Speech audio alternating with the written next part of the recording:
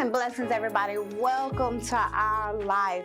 I am super excited to be kicking off Women's History Month again with another show with phenomenal women. So before we get started and you get to meet my awesome guests, let me give you a quick removing the mask fact on girl power.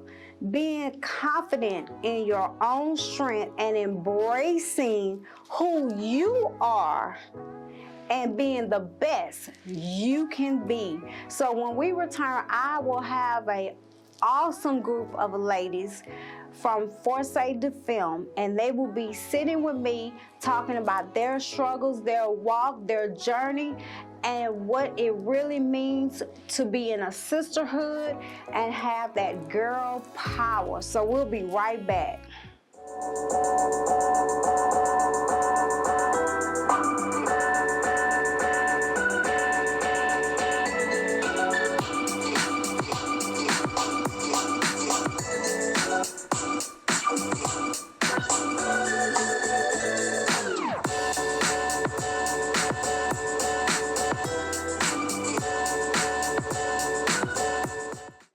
All right, guys, we are back, and I am here with the two founders of Foresight to Film. Wonderful ladies, beautiful inside and out. We have Miss Diane August, and she's an actress, model, realtor, independent insurance agent. She a jack of all trades, y'all. And we have Miss Deanne Davis. She's a domestic violence survivor. She's a realtor as well and do insurance too. Yes. Yeah, jack of all trades. Jack of all trades. That's all I'm saying. Jack of all trades. Thank you guys for being here with me today and taking time out. I am part of the organization. I was thankful and surprised that you guys took time to even ask me, first of all. And I only knew both of you just a little bit, you know. So I'm always grateful to be asked to be a part of something. And once I got involved, it's truly a sisterhood because I don't do a whole bunch of females. I do not do a whole bunch of females. I do not. So, but it's truly a sisterhood. So I want you guys to understand where this started. So I'm going to turn it over to them. So what inspired both of you to start the women organization, and how did you come up with the name? Well, well, what kind of encouraged us was when the men of the Salt and Pepper Gang began their mission. We thought as women, we should go ahead and pursue our, purpose in life. Mm-hmm. And that's how it began. Because we thought, what about the girls? Who's going to look over the girls and the women? Who's going to mentor and empower them? Where did the name come from? Research. I'm trying to use my word. When they do research, we wanted something that was bold, powerful, had a strong meaning and a strong definition behind it, and basically what we stood for as women. Yes. Mm-hmm. Yes. Okay. Tell us both a little of each of your journeys. Whichever wants to start first. For me, myself, I was 7 months pregnant when I graduated from high school. Married shortly after that, a few months after graduating. 5 months later, got pregnant with my second son. And so becoming a young mother, a wife, and then going through domestic violence with the first person that I had ever been. He's my everything. I've never been with anybody else. So to go through that and experience that at a young age, I think it matured me a lot faster, maybe. Than, and most likely did, along with dealing with self-esteem issues. Very much so. At that, at that age, you're already dealing with all of those things at 18 years old. So to add on a child, a husband, and being abused, that's a lot. That's a lot. So yes, if it wasn't for the grace of God, I don't know where I would be today. So yes. Yeah, so basically to piggyback off of, there hadn't been a great for the grace of God, Yes. I truly don't know where I would be. Of course, I'm wearing the color teal green, which is for sexual assault. Mhm. So my journey has been with my daughter, who was sexually assaulted at an early age, and it came about. Her father was murdered when I was 2 months pregnant, and just keeping her within their family Mhm. because he died in his brother's arm. And before he passed away, he just told him to make sure you take care of my daughter when she comes into the world. So me as a, being trying to be a responsible parent, I can't continue to let her interact with the family. And later down the line, found out that she was molested by him, by the uncle. And it took years for it to come out. And the way that it did come out was it became overwhelming. She had a mental breakdown. And that's how it started. So, and then most of the time people hold sexual assault in because they've either been threatened or, and that was her case. She was threatened by him. He stated that he would kill me if she ever spoke any words of it. So I didn't find out until she had the breakdown. So of course then, being a parent that I am, I blame myself, Mhm.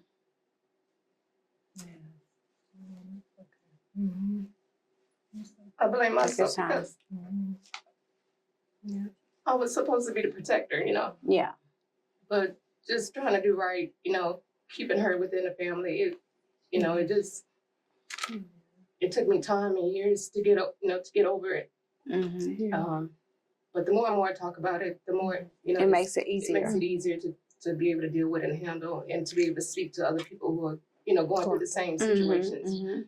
So, but it was a long journey. It still is a long, journey because my daughter stated that she can never trust men again. It's hard. Yeah. So It's a journey. you just may not never get to see your, daughter get married, or you may never get to see her, have grandkids, things of that nature. So it was traumatizing and it was a life changer, but by the grace of God, that was the only way she and I made it. Yes. So I want to say, I am dressed in for safety film, normally what we wear with the pink and the black. I do represent mental health. I just don't have on green today. But throughout this show, each of the ladies will have a certain color on or a pin to represent the journey that they have had to walk through. So you will see that as we go through each segment of the show and you get to meet each of the ladies that are here today, how important it is for women to truly learn how to work together. Because like I said before, I don't do a lot of females. Now I have a lot of friends, but my friends have been in my life for 20 plus years, So I meet new people, I get to know new people, but I don't have, and I'm like kind of a loner because I'll do my own thing. How is it important for women to truly learn how to work together? I feel like it's very beneficial.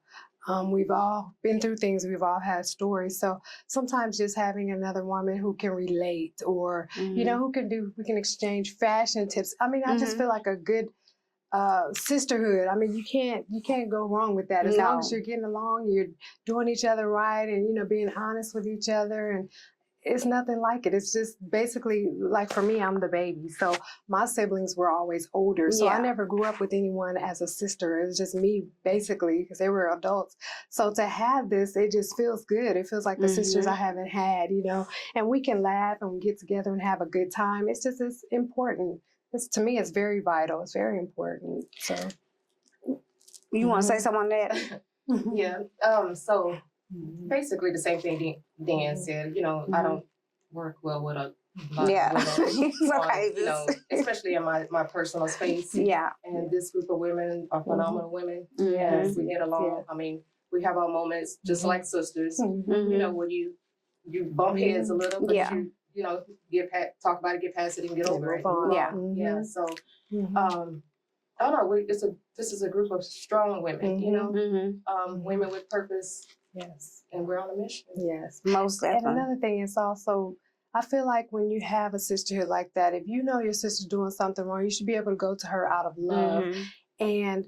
and she should be able to accept it. We should be able to do that to one another. Yeah. Don't feel, like somebody's pointing the finger at you or accusing you. I just feel like if it's coming from a place of love, that helps, your correction, helps you, okay, maybe I am tripping. Maybe I do need to do this, Yeah. and we should all be able to accept that and move on and know that it's coming from a good place, Yeah. from the heart. Yes.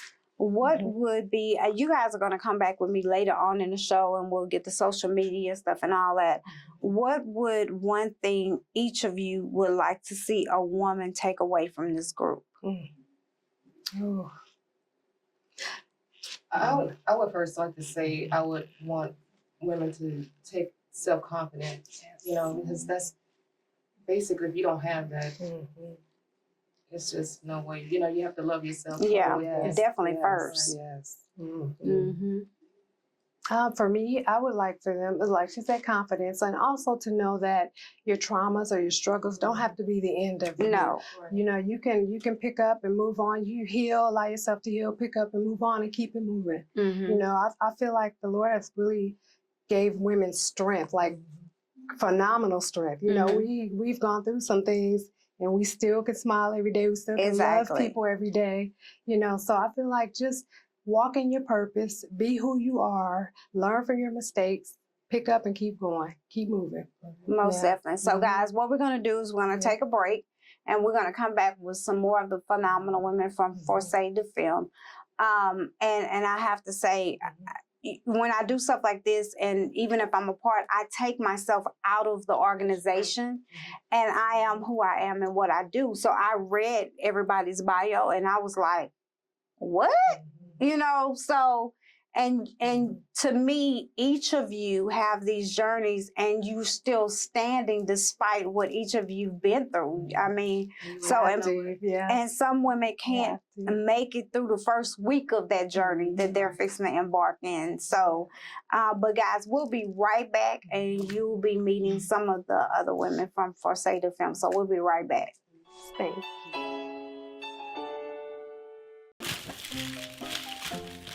$100 on chicken nuggets?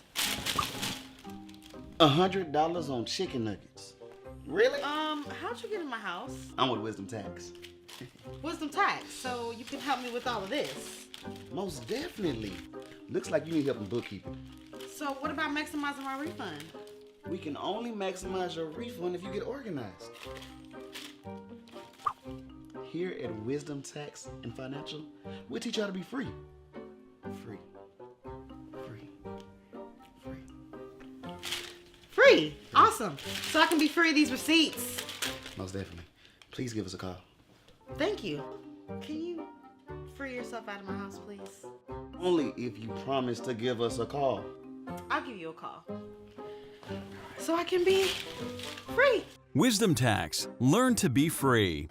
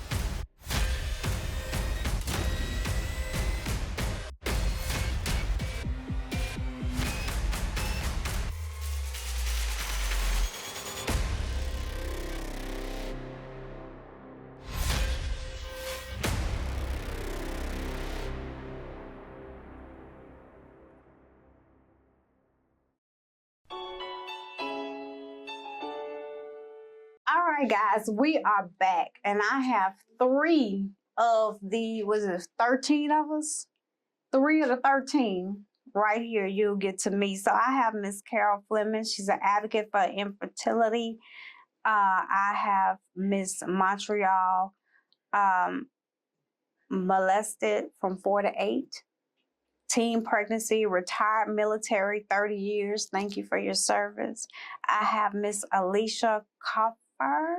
You see a cold? Because I will tear it up. I will tear it up. You are a hat designer and also a breast cancer survivor. Yeah. I love that pink jacket.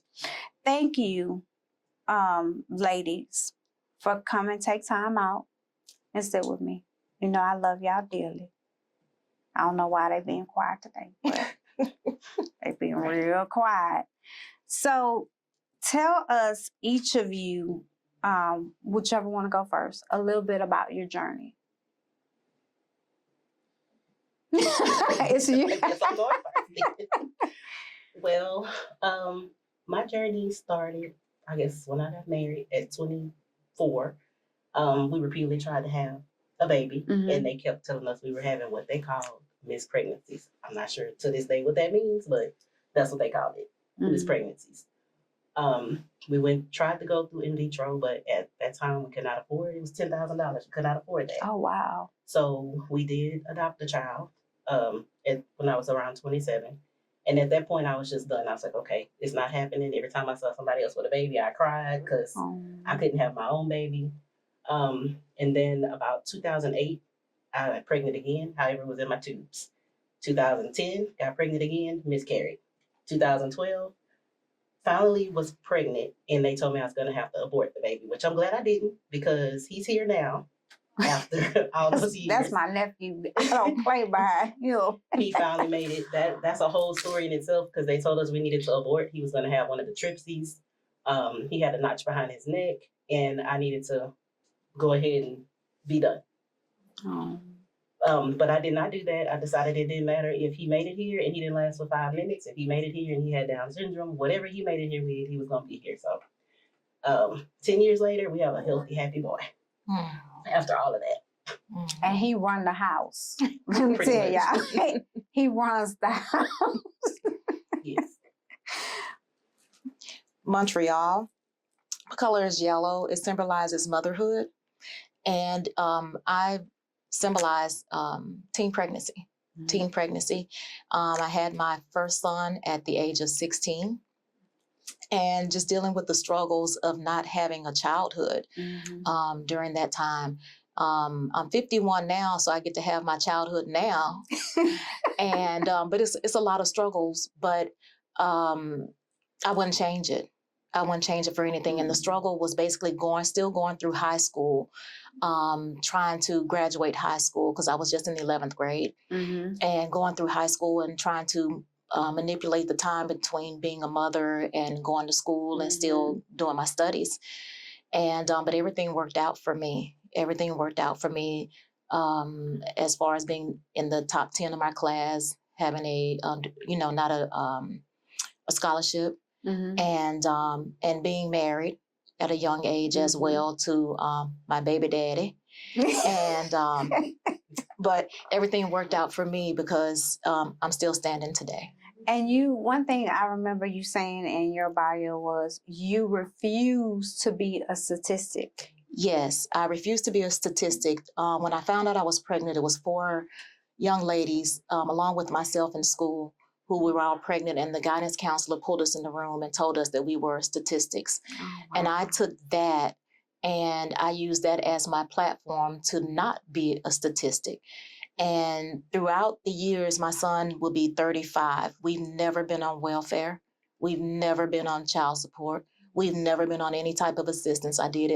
We did it the best that we could, because I didn't want to be that statistic. So here we are today. He's 35. Beautiful. Miss Alicia. Miss Alicia. Breast cancer brought me to being a hat designer. Before breast cancer, of course, I'm wearing pink for breast cancer. Before breast cancer, I lived in fear. I didn't want to. I was afraid to swim. I saw this picture of Cecily Tyson, and her head was bald. And I had an afro at the time. I thought, that's who I am. Under this head of hair, that's who I am. But I was always afraid to take that leap and shave my head. But breast cancer changed that. I said, I want to learn how to swim. I'm not going on vacation anymore and not not getting in the water, Mhm. you know, because we were slave to our hair. So I shaved my head and took 8 weeks of swimming lessons after breast cancer. And I was able to swim in the ocean. And then shaving my head it just gave me a new life. I started I've always worn hats, but the hats started to tell different stories when I wore them. People would, stop me and say, "Why are you wearing that hat? You know, that's, I like the way you're wearing it." So then people started asking me to model hats. And one of my girlfriends says, "Why would you be modeling for somebody else when you could do that yourself?" And I thought, me?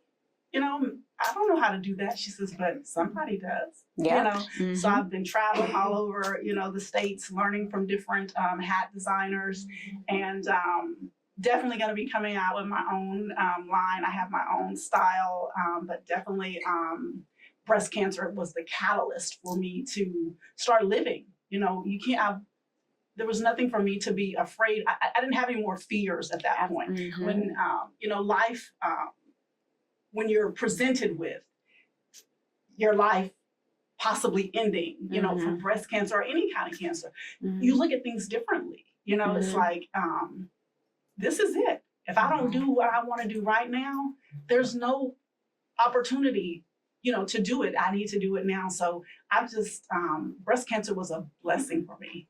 It was definitely, and mine was caught early, thank God. And it actually was caught because I had a 4D mammogram. Yeah. So, yeah. I love that. That is, you didn't take it as a death sentence, and it was a new lease on Yes. life, whichever way it might have gone. What process did each of you use to continue to stand during your struggles? For me, it was perseverance. Perseverance, to keep pushing, to keep going, because if I didn't do it, my child was looking at me. So I had to keep going for my children, for my son at that time. I was young. I was a young adult myself, a child, basically myself. But I had to grow up real fast and keep that perseverance going in order to be who I am today. So looking at my kids, I can say it's my kids that kept me going. For me, as far as the infertility issues go, it just became a point of I'm gonna have to have a life regardless if I have children or not out of my own body. And then once I kind of sat down, because I myself was adopted, when I sat down and really thought about it, okay, you can adopt other children because there are many children here that need a home. Yeah. Right. So once I went that route, I was okay. I was okay. For me, my mother was a cancer survivor. Wow. For 30 years. So I grew up, my mother was diagnosed when I was 6. So I grew up taking care of my mother until I was 36. And whenever her cancer would come back, she would say, "Oh, that cancer then rose back up. Let's go, or do what we got to do." So it was a chronic thing, but she never looked at it as, "Oh, woe is me." People didn't even know she was sick for all those years. So I think I told you guys that story where I went to MD Anderson and I hadn't told anyone that I had cancer. And I just said, "I just want my mom," So I walk into MD Anderson and the lady at the desk said, I'm walking in and I hear someone say, "Hey, Miss Gladys." That's my mother's name. So then I go to the doctor, and then I have to go upstairs to see another doctor, my oncologist. And behind the desk was a lady named Gladys. And I said, this is my mom, So then I go down because I have to have lab work. And I said, "Listen, y'all can stick me one time. That's it." And they said, "Don't worry, we got the best phlebotomist in the house. Miss Gladys." Come on. The third Miss Gladys. I said, "I'm fine. I can do this. She's here," So that's what got me through breast cancer, is knowing that my mother was really with me. She was telling me that day, "I'm here. You don't have anything to worry about." And so I did it with style and grace. Before we end, I have one more question before we take a quick break and close out this segment. What would each of you tell another woman, or a young lady? Because I think a lot of young people today take on the world. They play grown-up worlds when they should be kids and still playing with dolls. They're playing grown-up worlds. So what would you say to a young woman or a woman that's going through a struggle? What would you tell them? I would tell them to slow down. Slow down and really try to focus on whatever it is that you want to do. Don't let anybody take that from you. Don't let anybody tell you you cannot do it. Because people will come up to you and tell you what you can and cannot do, but they just need to settle down, focus, and just keep their mind on what it is they want to do. For me, it would be to love yourself. I didn't love myself for a long time, but I had to learn how to love myself and not worry about how many likes I have. And you have to love yourself, and you are unique. There's nothing wrong with you, and God made us as individuals, and we have those imperfections for a reason. So you have to love yourself in and out, and not worry about what society says. Alicia? I think for me, I would say, my mother used to always say, today is your story, tomorrow it'll be somebody else's. Yeah. That's true. It's just temporary. That's true. It's not permanent. And if we, use that mindset, I think we could walk through life a whole lot easier. If we just know that today, it's just today, but tomorrow things will be better. Most definitely. So I want to say again, thank you for coming sit down and talk to me about struggles. So we'll be right back. The Adolph Group at Equity House Properties. We provide residential, commercial leasing apartment locating.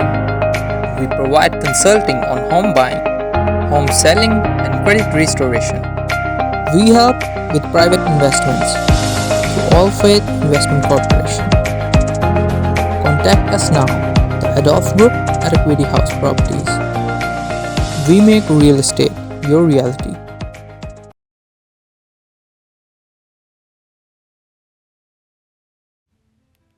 Welcome to River and Word. Our founder is Pam Jones, and she has so much to offer to independents. River and Word magazine helps promote, support, and connect you to radio, TV, and marketers to help you be successful in the arts. River and Word recently launched the River Word Gospel Radio Station. It's a place to gain more exposure for your music or talk shows. River Health offers all natural products that may help you lose weight, gain energy, reverse the signs of aging, improve eyesight, grow your hair, and almost 40 plus benefits. For more information, visit riverhealthnewulife.com.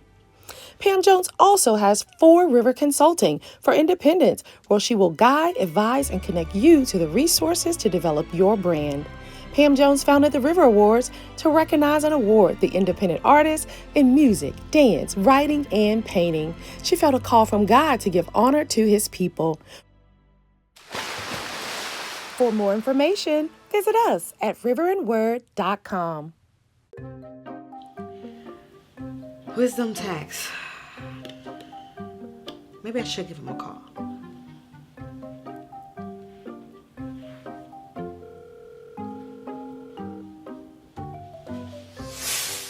Oh, how did you get in my house again? Now you know I told you I'm with Wisdom Tax. Well, I'm glad you showed up because I think I'm ready to get started. Great. Look, I just need you to do one simple step. Visit our website online, www.wisdomtax.org. All right, fill out the application and we'll get back to you, maybe even in the next 10 minutes. Awesome. I'm about to be free. Look, this is amazing. So what? Wait. Hello? Call us at Wisdom Tax, where you learn to be free. And I have with me As we continue on this journey of women, I have Miss Riri Bridges, advocate for domestic violence, sex trafficking, model, actress, international queen for global fashion for peace for 2023. Yes. Thank you for being here. And I have Miss Erica Robinson here, and she's a servant leader and you're an advocate for health. So I'm on a big health kick, I think. Well, let me not say big because that'd be lying. A little health kick. I'm trying to do a little something. Because I want to stay off of medicine, but that's a whole nother situation. So I want to thank both of y'all for taking time out to come sit down with me and continue this journey and this walk for women and what we go through. So tell each of us, and whichever one of you want to go first, a little bit about each of your journeys, because each of you are representing your journey by color. I didn't have on my color today, but tell me a little bit about each of your journeys. Well, my journey is healthcare. I am a nurse, been a nurse for 30 plus years. So watching the community, poor education with preventive measures, like you said, medications, being able to control some of your disease processes without meds. So I am a true advocate of education, even going out in the community to offer assistance with doctor visits, exercising, ways to educate the people where they don't miss out in the long term, have negative effects for not being treated at an early stage. Because after I had surgery on my appendix, and that just made a year, I don't know what happened, but I was able to come off my blood pressure pills. And after that, my blood pressure has pretty much have been good, you know? So I just was like, after the appendix surgery, I had to take so much medicine on a daily basis for just make sure I wouldn't get no infection. And after that, oh my God, I was taking like 5 pills a day. Like every hour I was taking some kind of pill. And I just said, you know what? I don't want to take pills when I get older. Right. So now I don't take anything. Unless I'm taking stress. I doubt that, but that's a hope. I said, now you getting in my business. I said I was doing a little bit. Now I still eat some things that like ramen noodles. I love them. My sister, she's deceased now, but she started me eating those when I moved to Houston. Because where I'm from, I didn't know nothing about no ramen noodles, but they good. So I'll eat that. I might cut up some wieners. Don't judge me. And put in my ramen noodles. Don't judge me. Sometimes I've slacked. I've gotten a little bit better because I can eat a whole like a quart of ice cream in 2 days, and but I've gotten better. So I'm trying to eat more salads. I want to go back to doing yoga because I used to do that. So I want to go back to those kind of things. So I'm trying to get on the right track. But don't get me wrong. I do a little something sometimes. Now, I don't ask no questions. Come on, Miss Riri, because she finna get all in my business. Come on. Tell us about your journey. Yes, actually, I am on with the health as well. I don't advocate for it as much as I should, but it is something that helped me help sustain my life and have me here as long as I am. I have lost, because of my health issues, I've been diagnosed with different heart issues and, had different prognosis, that said I was going to die. I've had to have 3 life-saving surgeries because of my health failing. And so I had to change my entire way of life, my eating, exercising more, all of that. I want you to tell us, because I get everyone that's on the show to send me a bio and give me their journey, their backstory. And you provided me pictures. How much weight did you lose? Because when I looked at the pictures, I said, who is this? I have lost over 280 pounds. You did a whole transformation. Yes, I've lost several people. You did. You did. Yeah, you did. Because I looked at the picture and I'm like, oh my God. Yes. So I actually should advocate more for the health aspect, because I know a lot of people, when they do see my before pictures, they do ask like, how did you do it? And give me some exercise routines. And, so I will start, I'll join you with advocating for that more. My other, what I do advocate for, my passions, I do push more as far as with the domestic violence. Growing up, seeing my mother abused by my father. She was raped and he raped her in front of me. He was always abusing her in front of us. So that was something that was extremely tough to live through and get over. And then, as well as my other, that I advocate for, is the sex trafficking survivors. I was trafficked as a child, about 4 or 5 years old, and it was by my babysitter. When she had custody, or when she had access to me, she would sell me to gentlemen. Wow. And so that was something that's extremely that trauma, that's extremely hard to get over, especially when you're a child that young, and you have a grown man telling you this is your fault, you wanted this, as he's assaulting you. And so that's something that both of my parents are deceased now, and that's something I never told either one of them. One, because she was my babysitter. She was a grown woman, an older woman, and as a child I couldn't process, how could this grown woman who's friends with my parents do something like this? And you see this kind of stuff where you see and you're like, how could a man do this to a child? But then it's another level when it's a woman who can take an innocent little girl and sell her to grown men. And she's just perfectly fine with whatever is going on with them, as long as she's getting paid for it. And so that is another reason why I've started taking classes to become a certified counselor. I counsel alcohol and drug addicted abusers, and a lot of their stories kind of go back to mine. It's like there are so many levels, and it goes so deep. It's not just a person who's just drinking till they can't drink anymore. It's not just someone who just wants to pick up some drugs and use drugs. There's always a story and a reason that's behind it. And so my goal is to, I got over it by the grace of God. And it was God that got me through it, seeking God and turning to faith. But everyone doesn't have that luxury to do, well, they have the luxury, but everyone doesn't turn to that. They don't know that refuge to turn to.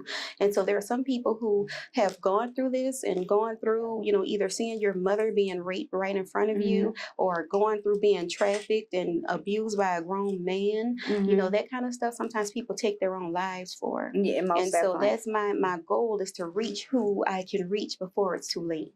Oh, I love it.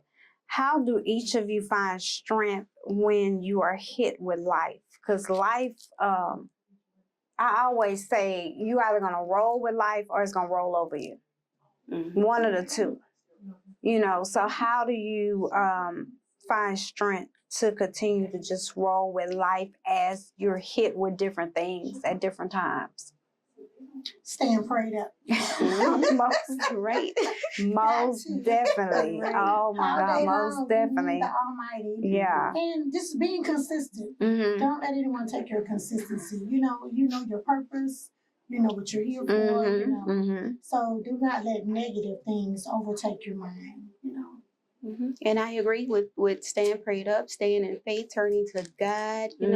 That like I said earlier, that is a huge part of my healing, is just being able to turn to God and for God to get me through. And another thing is just walking in love and forgiveness. That's something I have just honored and adored my mother for. As much as we had so much hate for my father because of the things we saw that he did to her, but she would never let us say a bad word about him. If we even tried to go in that direction of saying something negative, she would stop us and say, "That's your father, and you will love and you will respect him." Now, at the time as a child, I'm like, "Why is she like? She must be, Crazy. Like, why is she defending him? Like, because we were as children and teenagers, we were ready to, lay some hands on him, for the things he were doing. But she wouldn't let us. She wouldn't let us talk down about him. She wouldn't let us talk bad about him, and she made us respect. And before my father passed, because of how much my mother made us reverence him, that I was able to build a relationship with him before he passed, because of my mother. What tips, for my last question before we end this segment, what tips can you give women to help them keep their mind, body, and soul strong? Mind, body, and soul. I would say knowing who you are, and just not giving up. And if I could share just really quick, when I was a lot larger, I was always offered different gigs, different opportunities to model, to do this, but because I was as large as I was, I just never thought I fit, into the model bubble, or I never fit into being on the scene of being on a camera. And so when I went through the life, the life-altering issues where, the doctor said, we have to do surgery now or you're going to die. And so at that time, I had to go through those 3 surgeries to survive. And my thing was, hey, if I trusted God to bring me through this and to protect my life, why am I afraid of what a man, can say to anybody? Me? Yeah, that's what I mean, man, woman. What am I, like, why am I afraid what anyone can say as far as if I want to get in front of the camera, if I want to get on somebody's shoot or something like that? And so, that's when, after I was on a extremely, extremely, extremely long bed rest. Oh my God, that was horrible. But I kind of had my moment where, I was just sitting and I was still and I was talking to God and I was like, you know what, God, that's what I want to do. Why am I afraid? I want to do it. And so God said, okay, if that's what you want to do, and just open that door, and opportunity after opportunity after opportunity, work just started flooding in, flowing in, just overwhelmingly. So I would just say, if you have a desire, if you have a passion, something down inside of you, just don't give up. Know who you are and just go after it. Erica. And to piggyback on what Ruby said, just stay focused. I mean, don't let anyone tell you what you can't do. Yeah, if you stay focused, you can do anything you put your mind to. Right. Most definitely. So, guys, thank you so very much for coming. Now, don't call me later. I don't talk about what you eat. Right. Yeah. I think you put yourself on the bullseye. Yeah. Don't you put yourself on. Use you. As what how are you gonna use me as a model for bad eating? No. Well, you said you put yourself out there, but you're our spokesperson. Yeah, I don't have a problem. I don't have a problem with it. Call me up. I'm still gonna eat my noodles and my wings and my ice cream. Thank you for being here with us. So, guys, when we return, we'll be in our last segment, and we're gonna talk back with the founders of Foresight to Film and a few of the other ladies, and we're going to talk about purpose in life. So we'll be right back. I'm here today to talk to you about home purchasing. A lot of times people want to know, where do we start? When do we start? How much do we need to save? What does our credit score need to be like? Can I really move in now? And the answer is yes. The thing is that you want to get pre-approved first before you even go house shopping, because what you wouldn't want to happen is that you find the perfect home, but the bank won't qualify you for your mortgage. So always get pre-approved first. So find a good lender, which we have a lot of resources for you on that. Second, you want to make sure that anything that's on your credit, if it's something that you can work with, let's work with it, because everything on your credit, it depends on what it is for each mortgage company. And third, once you get that pre-approval, now it's time to go house shopping. Now, Willie, what about the money, the down payment and things like that? Well, they have a lot of programs that's out there. So based on your credit will depend on the down payment assistance that you can receive. But we do have a lot of resources and a lot of things that can help you. And everyone with the Adolph Group will hold you by your hand and walk you through the whole process. So you can contact us at www.theadolfgroup.com or 281-451-7087. And remember, when you have will, you have a way. So now I'm back in my final segment where we're going to be talking about purpose in life. So I have the founders back with us, Miss Deanne and Diane. Miss Riri stayed with us. And now we have Miss Tammy. She is the founder of Elegant Cocktails. She represents domestic violence, teen pregnancy, and she's a lover of animals. I had to find out which one, because if it's cats, then me and Tammy don't fell out. It's cats. So, Miss Tammy, welcome. Thank you. Thank you again, all of you, for coming and sitting down with me. But Miss Tammy, I want to start off with you. Tell us a little bit about your journey so everybody can get to know who Tammy is. Okay. Early on, when I was about 16 years old, I got pregnant with my first son. He was at my graduation, so I did graduate on time. I had some strict, my grandparent. My nana basically was like, you're gonna make your own clothes because you're pregnant. That was my punishment. They made me go to an all-girls school to make sure that I graduated on time. There was nothing but pregnant females. So when my son came, I learned early basically how to watch what my grandmother was doing. My mom was here, but my mom was in Houston. I was just back and forth in between Louisiana and Texas. But it was very hard because I really thought I could do it by myself. I left my grandmother's house when I was 17, right after graduation. Got married too early, right at about 20. But I think I never knew or really took the time to learn what it was to be loved. So I took this gentleman as the person that showed me love. So I learned a lot of negative and positive as I grew up. But basically, I've been a single mother for, since I divorced at 27. So it's rough, it's hard, but it just made me want to do better. So when I did get out there, just struggling with one kid, and then 8 years later, I had a second one, still a single parent. But so I had these two little beings that were basically, I was responsible for. And it was so hard because you can't do the things you used to do. No. I missed out on a lot of childhood because I had these two little boys that I was responsible for. And it grew me up pretty fast. I'm not going to say I want to take anything from it. It grew me up pretty fast, but it also made me want to do more and do better for them. So it made me want to say, hey, I don't really want to work for anybody. I want to start my own company. I had a few bumps and bruises, and eventually I got to what I wanted to do. But along the way, being a single parent, dealing with disputes between the person or the persons that you felt like loved you or showed you love, I didn't really learn about love till I was in my 40s. That's how long it took. My dad was there, but he left when he basically lived in Louisiana since I was 2. And I was with my mom. She was a single parent. So it's almost like that's what I learned from being a single parent by watching, my mom. But that's basically my story. Thank you for sharing that.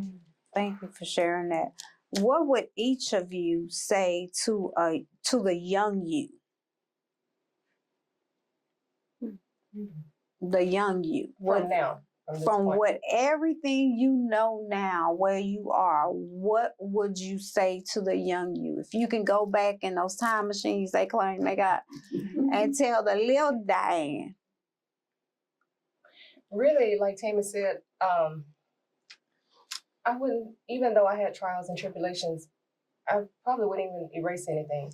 Only because with my purpose in life now, I have a calling on my life. I have a purpose.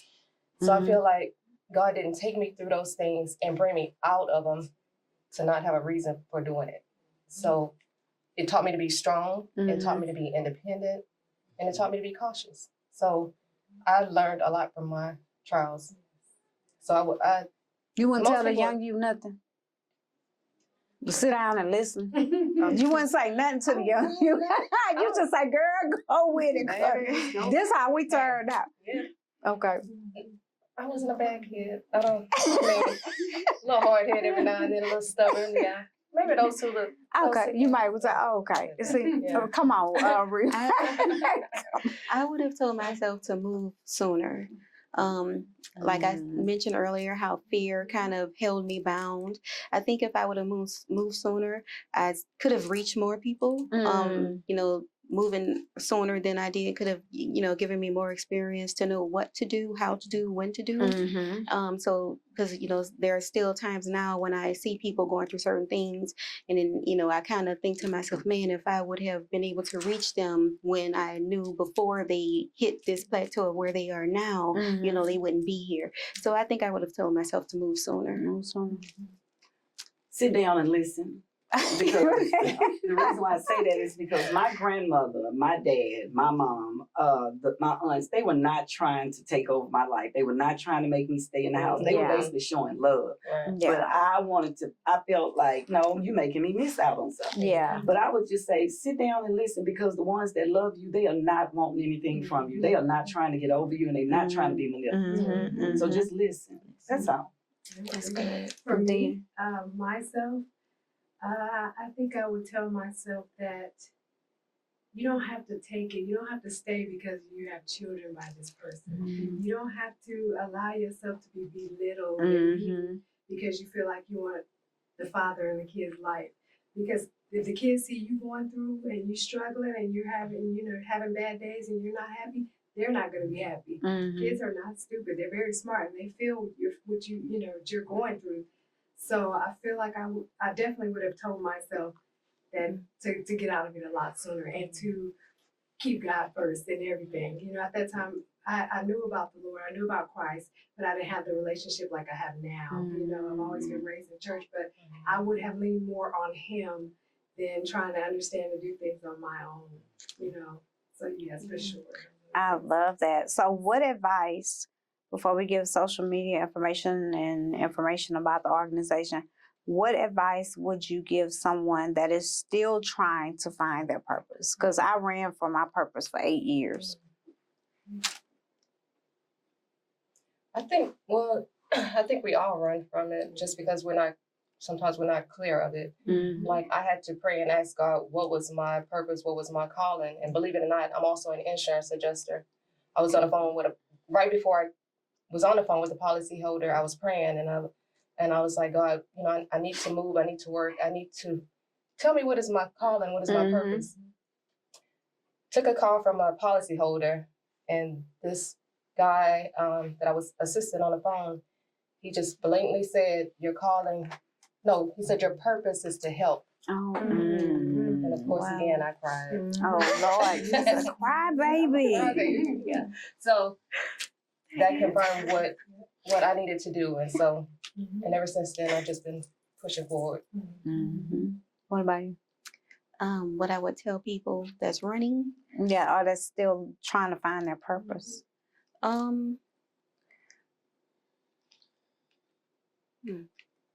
If they're trying to find it, I don't know. I was ready to answer if they were running from it. Well, I mean, I ran from it. I did this I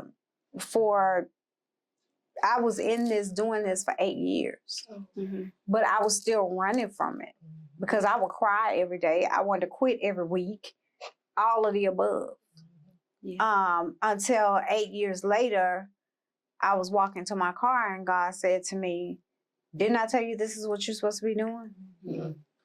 And at that point, I no longer cry. I no longer say I want to quit. I just continue to stand in this, and I've been doing it now for 12 years, self-taught. But it took me 8, and like I just said, I did a radio interview the other night, and like I said, I had to also mature to find, I think, my purpose and realize what it was. Because the person I was 8 years ago is not the person I am today. So 8 years ago, I wouldn't have been ready to be signed with a network. I wouldn't have been ready to get awards. I wasn't ready for none of that. I was still letting people run over me and all this kind of stuff. Now, you can't even come with me sideways because I'm looking at you crazy. Like, what? So I had to grow, also. Yeah, so to that, I would say to find your purpose, if you're struggling to find where your purpose is, I would say seek God. Let God direct you to what your purpose is and not just guess and jump into something. And once that is revealed to you, then don't run from it, because like a lot of things that we go through is not just for ourselves, but it's to go through it, get strength, get education, you know, that experience, and help somebody else, help the next person with it. Exactly. Miss Tammy? For someone trying to still find their purpose, I would say do whatever comes your way till you find out what you want. I learned that through my kids. I wanted them to play basketball only, but I had to let them play basketball, football, soccer, until they tennis, figured swimming, out. golf, till I saw what they really wanted. So I would say until you find out what your purpose is, do what's making you happy, because it's one thing that's going to stick out. And I was always told, if you can do it for free, that's your purpose. If you can do it without charging for it, that's your purpose. I'm getting out of here now. Because, honey, ooh, you done went in my back door. Because I've been doing this for... Ooh. Okay, but... I'm about to throw this thing at you. You done went all in my back. Ooh, moving on, because she all in my back door. I'm about to throw this whole thing at you, because you in my back door. Because people don't understand why I do what I do and have been doing it for 12 years. And the thing I get the most is, why don't you charge people to come on your show? Because I was given this purpose and the vision to do this, because I don't put together a show until God had me move to put the show together, first of all.